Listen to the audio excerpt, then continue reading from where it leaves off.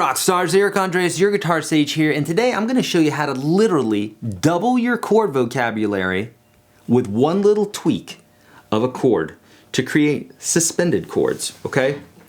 So, you've heard of these before. Some people call them sustain chords. That's incorrect. It's suspended. That's what sus means. It means suspended. And what we're basically talking about is we're talking about, typically when we're talking about suspensions, we're talking about a note that doesn't belong in the chord and needs to resolve. I say doesn't belong in the chord. It's obviously there, so it can belong. But what I'm saying is that note wants to resolve. So music is all about tension and release, okay? And when you start studying music, you'll understand this more. But one way that we do that is we use suspensions. And so if you were to take a chord, a typical chord like a 1-3-5, you don't have to know what that means, but if you do, great. And if we, instead of put the 3 in there, we put the 4, then it creates this tension. Again, you don't need to know this. I go over some of these details in my free course. You can find the link below for that, YourGuitarSage.com/30. But we can talk about these suspensions, and we can learn how to create them very easily to create some new bits and pieces when you're playing. So for instance, if I were to use this in my playing here, I might do something like this.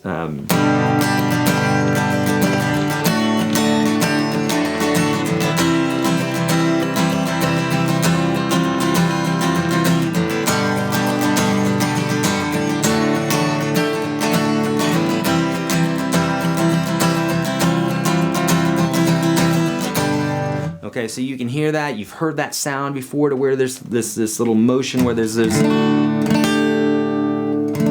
but it wants to resolve in here. Okay, and we use suspensions to do that. So how can we do this very quickly, Eric? Get to the point. Here I go. The point is this. If you know the one note that makes a chord major or minor, that is the note that you can tweak in order to make it a suspension chord. So you didn't even need to know the music theory behind this, okay? You just need to know what that note is. Okay, so if you know the two versions of a particular chord, you know what that note is. So let's try this with a couple of very obvious chords. So the A minor is here, right? The A major looks like this. Now notice, between that A minor and the A major, there's only one note that changed, and it's what's on the B string, right? I went from a C to a C sharp by just moving the first finger and the fourth finger. So guess what? That's the note that we need to suspend. Here's minor, here's major, and here's the suspension. Go up another half step, so it's like minor, major, suspension, and that's what we call a 4. Okay, so the 4 to the 3, and it likes to resolve from 4 to 3. Some folks will just use the chord in and of itself. It doesn't always have to resolve. They can just play that note. Perfectly acceptable. But it does create a little tension, which is nice sometimes. All right, so that's an example. You can do this with any chord if you know the one note that makes it major or minor. For those theory buffs out there, it's the 3rd of the chord. So if we're playing a G major, 1, 2, 3, 4, 5, 6, 7, 1, we're counting through our scale. We just play through the 3. 1, 2, 3. So the 3 of the chord is a B. So in order to make it a suspension, we need to make it a C. Okay, so we could take any B that was here. We could take this B string and we could play it a C like that, so the chord would look like this.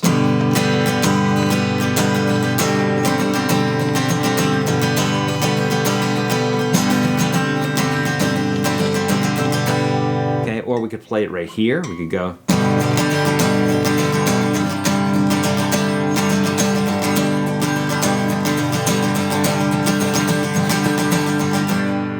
Enough, okay? So we can use this by knowing the scale, or if you just know, so for instance a G chord, we usually don't play a G minor chord too often. If we did, it would look like that, and it's not very comfortable to play. So in the case of a G chord, you wouldn't know how to do that because you don't have a G major or minor, or you just have a G major, not the minor. But on some other chords like the A's and the E's, so let's take a look at E for a moment. Here we have E minor. There we have E major. If you don't know these chords, they're part of what I call the 9 essential chords. It's included in that free course, the YourGuitarSage.com/30. The link is below. So here you go, E minor, E major. So that's the string, or that's the note that we need to bring up a half step. So here we have a minor 3. This is on the 3rd string. We have a minor 3rd, we have a major 3rd, we have a 4th. And that's our suspension, our 4. So this is what it sounds like.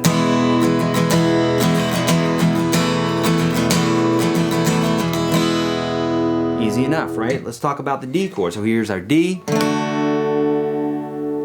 That note's our 3rd because when we play a D minor, it comes down a half step. And so that's a major, so we'll go up a half step, and that's our suspension. Makes sense? Now we could do this with all of the bar chords as well. So if you know bar chords, you could do the same thing. Here's our minor, here's our major, here's our suspension. Here we had a B minor chord, here's our minor, here's our major, here's our suspension. Or if you can't hit that high E string, that's fine too. But nonetheless, use this one trick here. Take the one note that goes from minor to major. This is your homework. Is take the minor to major note, whatever note that is, and move it up a half step up from the major chord, and then that's how you have your suspension, or at least a 4 suspension. We'll call it 4-3 suspension. There you go, my friends. Super easy, right? Hey, are there other bits and pieces regarding suspension chords that you'd like to talk about? Leave your comments below, or you can do that on Facebook or Twitter and any of those cool places that I hang out. Please let me know how I can help you. Hit thumbs up and subscribe if you like this.